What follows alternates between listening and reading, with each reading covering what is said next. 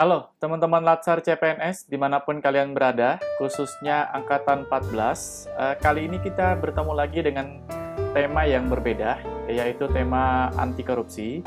Jadi kompetensi dasar yang diharapkan setelah mempelajari materi ini, yang pertama adalah menyadari dampak perilaku dan tindak pidana korupsi bagi dirinya, keluarga, masyarakat, bangsa, dan kehidupan. Yang kedua, menjelaskan cara-cara menghindari perilaku korupsi. Dan yang ketiga adalah menjelaskan internalisasi dan pembangunan sistem integritas untuk mencegah terjadinya korupsi di lingkungan kerja.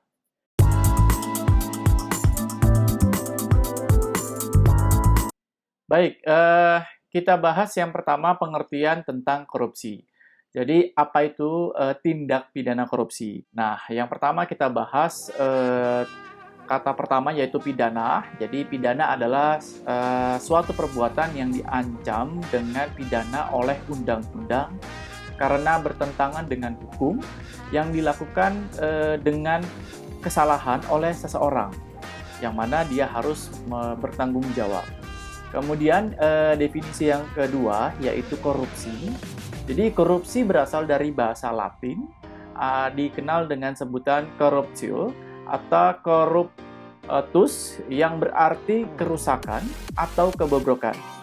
Nah, dalam bahasa Yunani, ini dikenal dengan sesuatu hal yang tidak baik, buruk, kemudian curang, dapat disuap, tidak bermoral, menyimpang dari kesucian, melanggar norma-norma agama, material, mental, dan umum.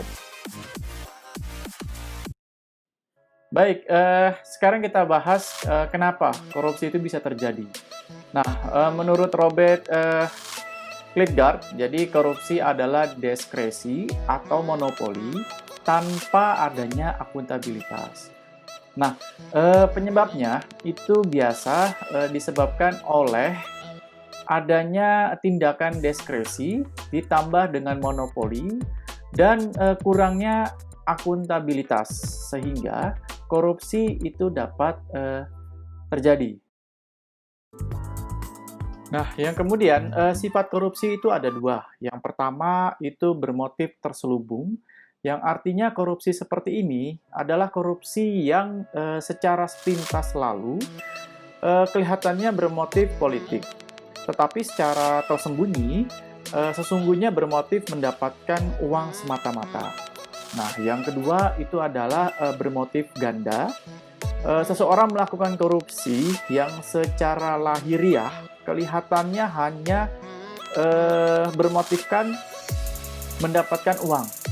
Nah, tetapi sesungguhnya mempunyai juga motif lain, yakni motif kepentingan politik.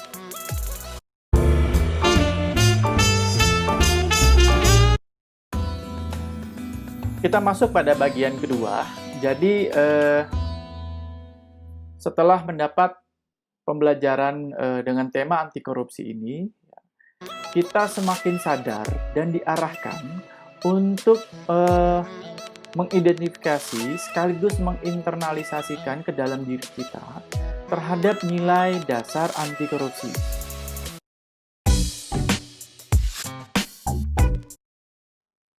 Baik, pada bagian terakhir, rencana aksi apa yang akan saya lakukan? Jadi sebagai seorang PNS, saya harus mampu menerapkan nilai dasar akuntabilitas di dalam setiap pekerjaan saya sebagai dosen, sehingga hal tersebut dapat menghindari dari tindak pidana korupsi.